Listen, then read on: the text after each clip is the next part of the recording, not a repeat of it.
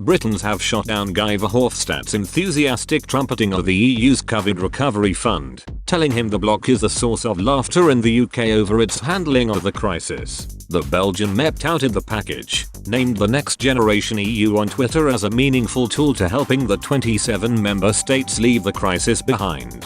As the pandemic raged across the continent last summer, Brussels' €800 billion, £695 billion recovery fund was welcomed as a historic deal. But 9 months on, the rollout of the funding continues to be blighted by problems. Much like the EU's vaccine program, there have been problems in some member states when it comes to ratifying the deal, especially in Germany and Poland. And it has also been tarnished by difficulties in drawing up national recovery plans. But despite the hurdles, Mr. Verhofstadt insisted the deal could be banked on to take the EU 27 into their post-COVID future. He took to Twitter to push it as an answer to the club's problems. He said, "Massive investment is needed to leave the COVID crisis behind.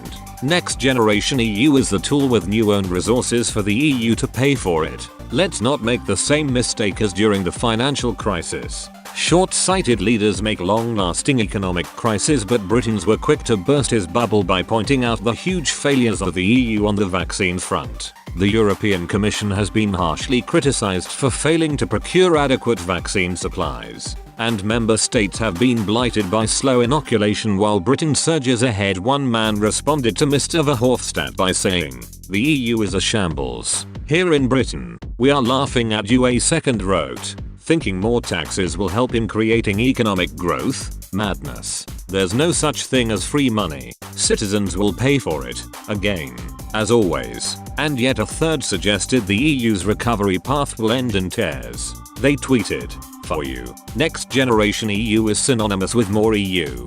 It's the wrong path, Guy, and would end in tears." Spain and Italy are set to be the main beneficiaries of the fund, having been particularly badly battered by the virus together. They are set to absorb more than €20 billion, £17.3 billion, in grants from the scheme. The EU expects the ratification process of the package to be completed in all member states